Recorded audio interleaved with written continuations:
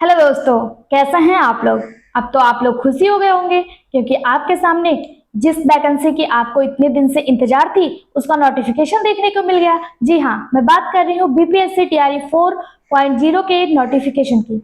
आप सभी को पता होगा कि बीपीएससी ने अपना नोटिफिकेशन बहुत लंबे समय के इंतजार के बाद जारी कर दिया है।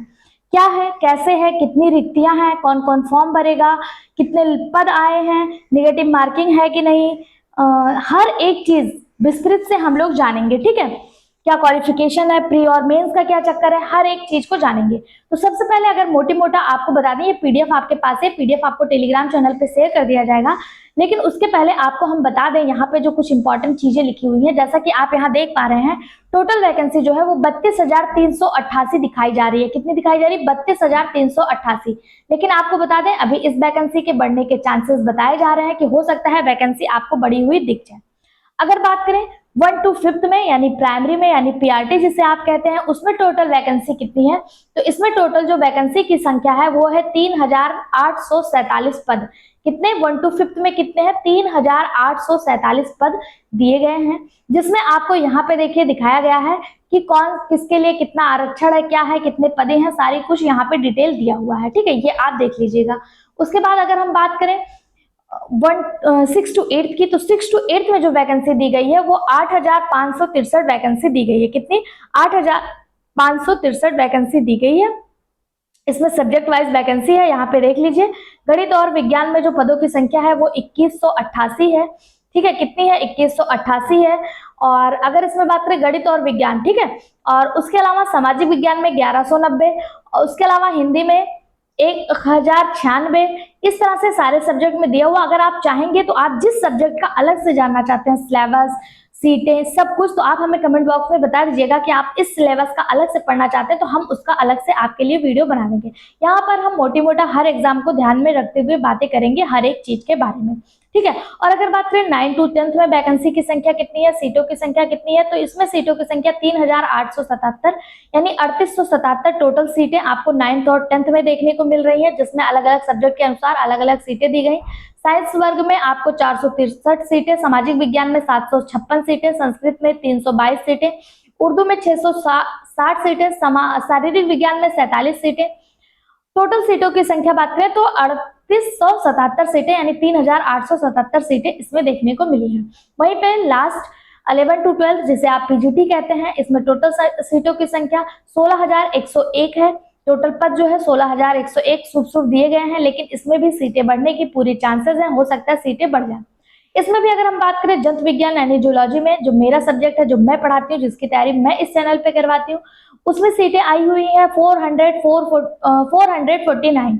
ठीक है, 449 सीटें आई हुई हैं। वनस्पति विज्ञान में 1,078 सीटें। जंतु विज्ञान की सीटें हर जगह कम रहती हैं, चाहे आप यूपी की बात कर ले, बिहार या किसी भी स्टेट की। ठीक है, इसमें बच्चे ज्यादा होते हैं, कॉम्पिटिशन ज्यादा होता है और सीटें ऑलवेज लिमिटेड ही रहती हैं। आप यहाँ पे देख लीजिए, यूपी पीजीटी देख लीजिए, टीजीटी देख लीजिए, और सब्जेक्ट के अकॉर्डिंग आपको यहाँ पे सीटें कम दिखाई देंगी। रसायन शास्त्र यानी केमिस्ट्री की बात करें तो 3,695 सीटें। गणित यानी मैथ की बात करें तो 657 सीटें। भौतिक शास्त्र यानी फिजिक्स की बात करें तो 1,768 सीटें। अर्थशास्त्र यानी इकोनॉमी में 138 सीटें। भूगोल में 176 सीटें। इतिहास में 608 सीट।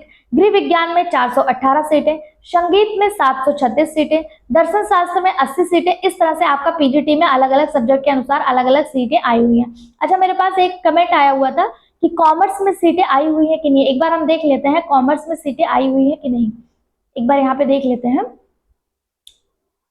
और आपको किस सब्जेक्ट के बारे में विस्तृत जानकारी चाहिए वो भी आप हमें बता दीजिएगा। ठीक है, अब यहाँ पे हम देखते हैं कि अधियाचना में क्या क्या लिखा गया है।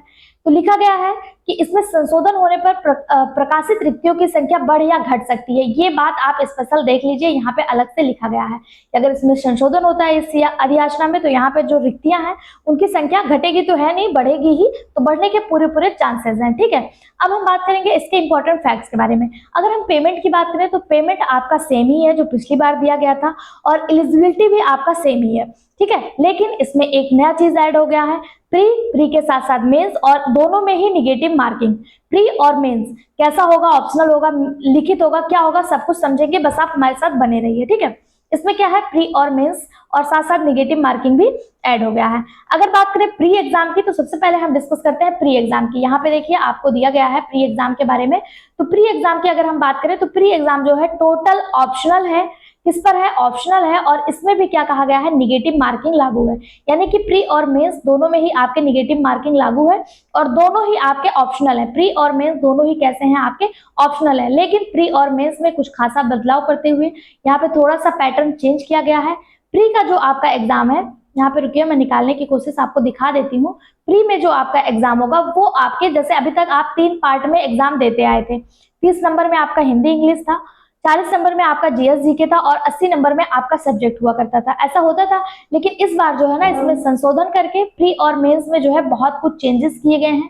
प्री में क्या किया गया है, प्री में आपका केवल जीएस और जीके ही लागू किया गया। इस बात का आप विशेष ध्यान दीजिएगा कि प्री का जो एग्जाम है इसमें टोटल 150 क्वेश्चन पूछे जाएंगे। कितने क्वेश्चन, 150 क्वेश्चन, और कितने मिनट मिलेंगे, कितने घंटे मिलेंगे आपको, 2 घंटे। अभी तक आप 150 क्वेश्चन 2.5 घंटों में सॉल्व करते थे। आपको हिंदी, इंग्लिश और जीएस जीके और सब्जेक्ट तीनों के ही क्वेश्चन देखने को मिलते थे। लेकिन इस बार जो किया गया है उसमें 150 क्वेश्चन तो होंगे, लेकिन फ्री में आपको 2 घंटे मिलेंगे और इसके साथ साथ निगेटिव मार्किंग भी लागू है।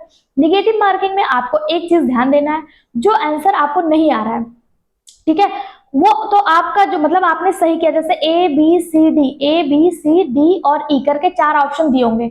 अगर इन चारों में से कोई आपको आ रहा है, आपने मार्क कर दिया, ठीक है।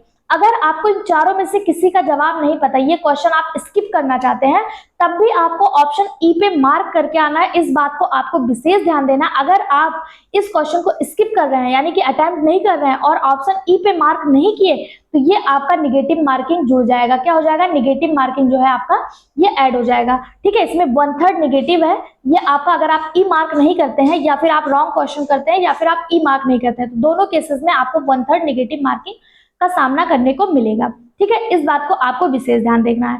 150 क्वेश्चन 2 घंटे में आपको करना है। इसके अलावा अगर हम प्री एग्जाम की बात करें तो इसमें जो है मेंस में इसका नंबर ऐड नहीं होगा, बिल्कुल ऐड नहीं होगा। प्रत्येक क्वेश्चन के लिए 1 नंबर मिलेंगे और प्रत्येक गलत क्वेश्चन पे 1.3 नंबर कटेगा, 1/3% कटेगा, यानी 0.25 नंबर आपका कट जाएगा। और इसके अलावा अगर हम बात करें, अगर आप क्वेश्चन अटेम्प्ट नहीं करते तो भी आपको ई क्वेश्चन पे, देखिए यहाँ पे लिखा है ना, ई का चयन करना अनिवार्य है। इस बात का आप विशेष ध्यान दीजिएगा, ई का चयन करना अनिवार्य है, ठीक है। प्रारंभिक परीक्षा महज जांच परीक्षा है, यानी कि ये इसका नंबर मेंस में बिल्कुल नहीं जुड़ेगा। अब हम बात करते हैं प्री एग्जाम के सिलेबस की। ये बहुत ज्यादा इंपॉर्टेंट है और ये बहुत बड़ा बदलाव देखने को मिल रहा है। प्री एग्जाम का जो सिलेबस है, अभी तक हम 3 पार्ट में सिलेबस देखते थे, लेकिन इस बार प्री एग्जाम में आपको केवल जीएस और जीके के ही पोर्शन देखने को मिल रहे हैं। जीएस जीके में भी क्या क्या देखने को मिल रहा है, तो यहाँ पे आप देखिए प्रारंभिक, 1 मिनट मैं थोड़ा सा जूम करके आपको दिखा देती हूँ। देखिए यहाँ पे आपको दिखाई दे रहा है जीएस प्री एग्जाम में सिलेबस में क्या क्या दिया गया है। तो सामान्य विज्ञान, प्रारंभिक परीक्षा में सामान्य विज्ञान के साथ साथ राष्ट्रीय एवं अंतरराष्ट्रीय महत्व की समसामयिक घटनाएं। इसके अलावा भारत का इतिहास, बिहार का इतिहास प्रमुख विशेषता, यानी कि भारत का इतिहास और बिहार का इतिहास, विश्व का नहीं पढ़ना है। समान भूगोल, बिहार के प्रमुख भौगोलिक प्रभाग और यहाँ की महत्वपूर्ण नदियां, कहाँ की, बिहार की नदियां और भारत की नदियां भी आप पढ़ के ही जाइएगा। भारत का राष्ट्रीय आंदोलन, इसमें बिहार का योगदान एवं समान मानसिक योग्यता, यानी जिसे आप रीजनिंग कहते हैं, इनको जांचने वाले प्रश्न आपको यहाँ देखने को मिलेंगे। यानी सिंपल भाषा में आप कहें, अगर प्री एग्जाम की बात करें तो इसमें जो है केवल 1 पार्ट में ही पेपर होगा। पेपर आपका जीएस जीके होगा। जीएस जीके में जितने भी, मतलब जो लोग जिनका सब्जेक्ट तैयार था उनके लिए ये बर्डन बहुत ज्यादा बढ़ गया है।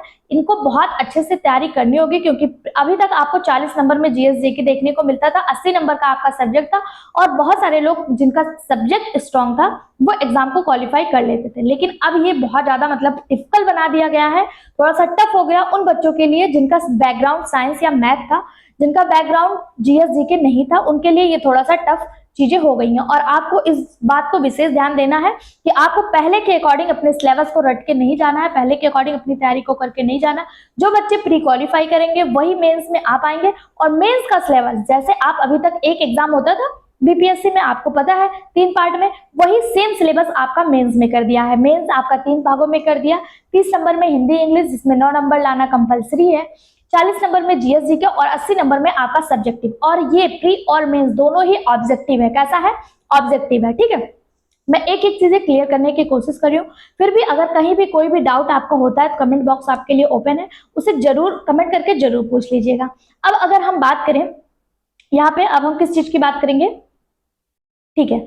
अब अगर हम बात करें मेंस पेपर की, तो मेंस पेपर मैंने आपको बताया 3 भागों में बटे हुए हैं। यहाँ पे आप देखिए मेंस पेपर आपके 3 भागों में बटे हैं, जैसे आपका बिल्कुल एग्जाम हुआ करता था वैसे ही। फर्स्ट भाग 30 नंबर का, इसमें हिंदी, इंग्लिश, उर्दू, बांग्ला, ये जो सारे सब्जेक्ट हैं ये आते हैं, ठीक है। और इसके अलावा अगर हम बात करें, इसमें 30% लाना अनिवार्य है, यानी 30 क्वेश्चन में से 9 नंबर आपको करना अनिवार्य है, 9 नंबर सही करना अनिवार्य है। निगेटिव मार्किंग लागू है, ई ऑप्शन मार्क करना बिल्कुल अनिवार्य है, इसको भी बिल्कुल ध्यान दीजिएगा, मैं बार बार रिपीट कर रही हूँ। भाग सेकंड में आपको 120 नंबर में क्वेश्चन देखने को मिलेंगे। 120 नंबर वही आपका क्या कहते हैं, सामान्य अध्ययन, ये आपका 1 to 5 का है।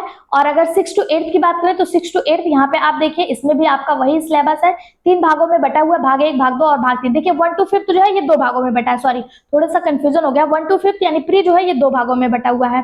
पहले में आपको सब्जेक्ट और दूसरे नंबर में 120 नंबर में आपका सामान्य अध्ययन। और 6 to 8 जो है ये आपका 3 भागों में बटा हुआ है, सेम एज इट इज जैसे पहले हुआ करता था। 3 भागों में, पहले में सब्जेक्ट सॉरी लैंग्वेज, दूसरे में जीएसजी के और तीसरे में सब्जेक्ट, ठीक है। 30 नंबर लाना लैंग्वेज में, इसमें भी कंपलसरी है, लैंग्वेज का मार्क नहीं ऐड होगा, सेम उसी तरह जैसे अब तक पेपर होता था। पेपर पूरा एससीईआरटी एनसीईआरटी बेस्ड है, ठीक है, इसको ध्यान दीजिएगा। फिर उसके बाद आपका अगर हम बात करें 9th-10th की, तो 9th-10th में आपका 3 भागों में बटा हुआ है, 30 नंबर में लैंग्वेज, सेकंड में आपका 40 नंबर में जीएसजी के और 80 नंबर का आपका जो है वो सब्जेक्ट होगा, ठीक है। इस बात को भी आप विशेष ध्यान दीजिएगा। यहाँ पे सारे सिलेबस अच्छे से दिए हुए हैं, अगर आप जिस भी एग्जाम की तैयारी करना चाहते हैं, 1 to 5, 6 to 8, 9, 10 या 11, 12 और जिस सब्जेक्ट से है, जो आपका बैकग्राउंड है, हमें कमेंट बॉक्स में बता दीजिएगा, हम उसके लिए स्पेशल वीडियो आपके लिए बना देंगे अगर आपको कुछ भी नहीं समझ में आता है तो। देखिए ध्यान दीजिए, आपका मेंस एग्जाम भी टोटल एमसीक्यू बेस्ड है, यानी ऑप्शनल है, और 1.3 मार्क इसमें भी लागू होता है, और ई ऑप्शन को मार्क करना इसमें भी कंपलसरी है मेंस एग्जाम की। जो प्री क्वालिफाई कर लेंगे वो मेंस में जाएंगे, प्री के लिए आपको सब्जेक्ट पढ़ने की कोई भी जरूरत नहीं है। इतना चीजें आई होप आपको समझ में आ गई होंगी, ठीक है। कहीं भी कोई भी कंफ्यूजन हो तो आप हमें जरूर बताइएगा। अब अगर हम बात करें कि एग्जाम डेट की, तो आपको बता दें अभी तक एग्जाम डेट जारी नहीं हुआ है, लेकिन पॉसिबल है कि हो सकता है आपका जो एग्जाम है नवंबर लास्ट या दिसंबर स्टार्ट तक देखने को मिल जाए प्री वाला, लेकिन अभी तक कोई भी एग्जाम डेट जारी नहीं हुआ है। जैसे ही एग्जाम डेट आता है मैं आप लोगों को वीडियो बनाकर तुरंत ही सूचित कर दूंगी। कभी कभी ऐसा हो जाता है कि तत्काल प्रभाव से आपको वीडियो नहीं प्रोवाइड करवाया जा पाता, तो आपको टेलीग्राम चैनल पर सूचना दे दी जाती है, तो प्लीज आप लोग मेरे टेलीग्राम चैनल को जरूर ज्वाइन करके रखें। अब हम बात करते हैं सबसे इंपॉर्टेंट फैक्ट की, एज लिमिट की। एज क्या होगी, कितने एज वाले इस फॉर्म को भर सकेंगे, क्या क्या कंडीशन है, इस बारे में हम लोग देखेंगे। तो देखिए आपका जो एज फैक्टर है ना, एज फैक्टर वो क्या होगा, एज फैक्टर आपका जो होगा वो 1 अगस्त 2026 से काउंट होगा। किससे होगा, 1 अगस्त 2026 से। जो मैं एज बताने जा रही हूँ ये 1 अगस्त 2026 से आपका लिया जाएगा, सॉरी कहां से लिया जाएगा, 1 अगस्त 2026 से। अब देखिए अगर हम बात करें जनरल की, जनरल आप सभी को पता है केवल बिहार के स्टूडेंट मेल और फीमेल और कैटेगरी में आते हैं। अदर स्टेट के स्टूडेंट आपका जनरल में ही काउंट किए जाएंगे। जनरल में जो मेल की एज है, जो मेल का एज है वो है 37 एज, कितना है 37 ईयर मेल का। वहीं जनरल में अगर फीमेल की बात करें तो 40 ईयर है, यानी 40 साल एज दिया गया है, ठीक है। जनरल में मेल का कितना है 37 और फीमेल का कितना है 40 year. EBC sorry BC, EWS, EBC, general ये सभी कितने हैं 40 इयर्स के। और एससी एसटी की अगर बात करें मेल और फीमेल दोनों की 42 साल दिया गया, 42 ईयर दिया गया है। ये एज लिमिट हो गया। एज लिमिट आपका 1 अगस्त 2026 से काउंट किया जाएगा। अगर इससे आप एक दिन भी ऊपर है तो आप जो है इससे बाहर कर दिए जाएंगे, ठीक है। और अगर हम बात करें क्या एस्टेट वाले और सीटेट वाले इसको भर सकते हैं, तो आपको बता दें एस्टेट वालों को बहुत बड़ी राहत दी गई है। एस्टेट जो अपेयरिंग है वो इस फॉर्म को भर सकते हैं, लेकिन उनसे एक डिक्लेरेशन फॉर्म भराया जाएगा कि अगर आप एस्टेट क्वालिफाई नहीं कर पाते हैं, फिर भी आप अगर प्री एग्जाम निकाल लेते हैं तो आपको डिस्क्वालीफाई कर दिया जाएगा। यानी कि अगर आप फॉर्म भर रहे हैं तो आपको एस्टेट क्वालिफाई करना कंपलसरी है। अगर आप एस्टेट क्वालिफाई नहीं कर रहे हैं और एग्जाम फॉर्म भर दिए हैं, अगर एग्जाम हो जाता है तो भी आपको डिस्क्वालीफाई कर दिया जाएगा। लेकिन सीटेट वालों के लिए अभी ऐसी कोई न्यूज नहीं आई, सीटेट वाले इस फॉर्म को नहीं भर पाएंगे, ठीक है।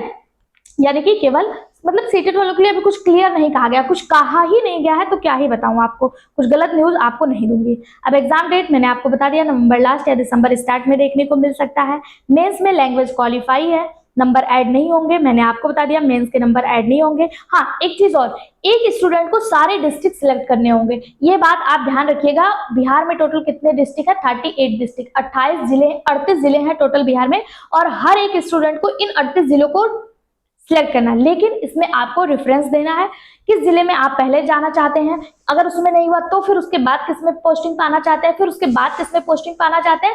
इस बात को आप बहुत अच्छे से ध्यान देकर फॉर्म को भरिएगा, क्योंकि बाद में अब जो है ट्रांसफर वाला कार्य बिहार में बंद कर दिया गया है। अब किसी की पोस्टिंग जो है वो चेंज नहीं होगी, आपके रेफरेंस के अकॉर्डिंग आपको जिला दे दिया जाएगा। अगर जैसे आपने पटना सेलेक्ट किया, पटना में सीटें फुल हो गई और आपको पटना नहीं मिला, तो उसके बाद आप बेगूसराय जाना चाहते हैं तो आपको दूसरे नंबर पे बेगूसराय दे दिया जाएगा, या बेगूसराय आपने दूसरे नंबर पे सिलेक्ट किया, तीसरे नंबर पे आपने चंपारण सिलेक्ट कर लिया और बेगूसराय में भी सीटें नहीं है तो आपको तीसरे नंबर वाला दे दिया जाएगा। इस तरह से आपको सीटें दी जाएंगी, इस बात का भी आपको विशेष ध्यान देना है, ठीक है। डोमिसाइल नीति, हाँ डोमिसाइल नीति बिल्कुल लागू है, यहाँ कहीं पे दिया भी होगा। डोमिसाइल नीति जो है वो बिल्कुल ही लागू है। 50% आप सभी को पता है, 50% फीमेल के लिए 1 to 5th और 6 to 8th में डोमिसाइल लागू है, और इसके अलावा 9, 10th, 11, 12th में 35% फीमेल के लिए लागू है, ठीक है। और अगर एप्लीकेशन फीस की बात करें तो 100 रुपए और बायोमेट्रिक फीस 200 रुपए। ओटीआर इसमें कंपलसरी है, आप सभी को पता है, पिछली बार भी ओटीआर कंपलसरी किया गया था। ये सारी अधिसूचनाएं यहाँ पे दी हुई हैं, आप लोग टेलीग्राम से डाउनलोड कर लीजिएगा, पढ़ लीजिएगा। फिर भी अगर कुछ नहीं समझ में आता है तो कमेंट बॉक्स में बोल दीजिएगा, हम आपको समझा देंगे। हाँ, अगर हम बात करें प्री में कितने % बच्चों को मेंस के लिए लिया जाएगा, तो इसमें ऐसा कहा गया है ना 2.5 से लेके 10 गुना बच्चों को लिया जाएगा, यानी सीट के अकॉर्डिंग, जिस डिस्ट्रिक्ट में जितने सीटें होंगी, जिस सब्जेक्ट में जितने सीटें होंगी, उस अकॉर्डिंग जो है 2.5 से लेके 10 गुना बच्चों को मेंस के लिए क्वालिफाई किया जाएगा। प्री एग्जाम एक बार फिर से क्लियर कर देते हैं, प्री एग्जाम 150 नंबर का 2 घंटे दिए जाएंगे, एमसीक्यू बेस है। मेंस एग्जाम 150 नंबर का 2.5 घंटे दिए जाएंगे, एमसीक्यू बेस है। दोनों में नेगेटिव मार्किंग लागू है, ई सिलेक्ट करना दोनों में कंपलसरी है। सीटें बढ़ने की संख्या हो सकती है, संभावित है।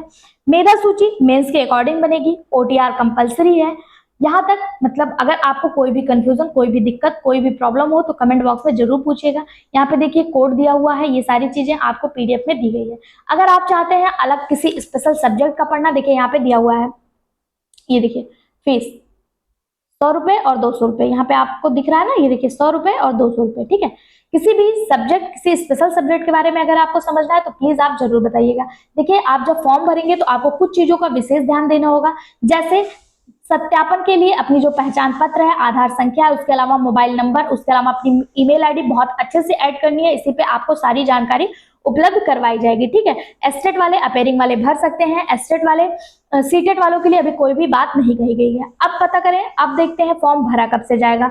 यहाँ पे देखिए फॉर्म भरने की जो तिथि है, भुगतान प्रारंभ करने की जो तिथि है 1/9/2026 से स्टार्ट हो गया, यानी 1 सितंबर से आपका ये फॉर्म भरा जाना है और 29 सितंबर तक ये फॉर्म भरा जाएगा, ठीक है। 1 सितंबर से 29 सितंबर तक, ठीक है। यहाँ पे देख लीजिए ये भुगतान करने की तिथि है और लास्ट डेट आपका 30 सितंबर रखा गया है। ऑनलाइन आवेदन पत्र में माध्यमिक शिक्षा पात्रता परीक्षा यानी एस्टेट के रिजल्ट कार्ड नंबर के आधार पर बीएसईबी यूनिक आईडी नंबर एवं निर्गत तिथि के स्थान पर परीक्षा फल प्रकाशन की तिथि अंकित करेगा, यानी कि जो लोग पास करेंगे उन्हीं को ही आगे एग्जाम देने का मौका दिया जाएगा। बाकी यहाँ पे बहुत सारी चीजें दी गई हैं, ओटीआर कंपलसरी है, यहाँ पे देख लीजिए कैसे फॉर्म भरना है, क्या क्या करना है, कौन कौन से डॉक्यूमेंट्स लगेंगे, पर्सनल इन्फॉर्मेशन मतलब फॉर्म भरने का जो प्रोसेस है वो यहाँ पे दिया है। फॉर्म भरने का प्रोसेस, पहले आपको पर्सनल इन्फॉर्मेशन भरना है, उसके बाद आपको क्या करना, देखिए यहाँ पे आपको दिया है ना, देखिए डिजी लॉकर पे जाइए और ये करिए, ये सब सारी चीजें आपको दी हुई है। एड्रेस भरना है, अदर इन्फॉर्मेशन, क्वालिफिकेशन इन्फॉर्मेशन जो जो आपको मांगेगा भरते जाना है। एक्सपीरियंस इन्फॉर्मेशन अगर आपके पास है, उसके बाद अपलोड, साइन और फोटो करके प्रोफाइल लॉक कर दीजिए, आपका जो है फॉर्म हो जाएगा। उसके बाद आपको देखिए यहाँ पे सारी चीजें दी गई हैं, हर एक चीज को आपको अच्छे से सिलेक्ट करके चीजें भरनी है। फिर भी आपको फॉर्म भरने में कोई दिक्कत आती है या किसी प्रकार की कोई समस्या होती है तो कमेंट बॉक्स में जरूर पूछिएगा। ये बिल्कुल ऑथेंटिक नोटिफिकेशन है और आपको टेलीग्राम चैनल पे प्रोवाइड करवा दिया जाएगा। वीडियो कैसा लगा कमेंट बॉक्स में जरूर बताएं। अपना हर डाउट क्लियर करने के लिए हमारे चैनल से जरूर जुड़ें। और इसकी तैयारी, हाँ एक चीज तो बताना भूल गए, इसकी तैयारी हमारे इसी चैनल पे फ्री ऑफ कॉस्ट करवाई जा रही है, आप उसे जरूर ज्वाइन करें। Thank you so much.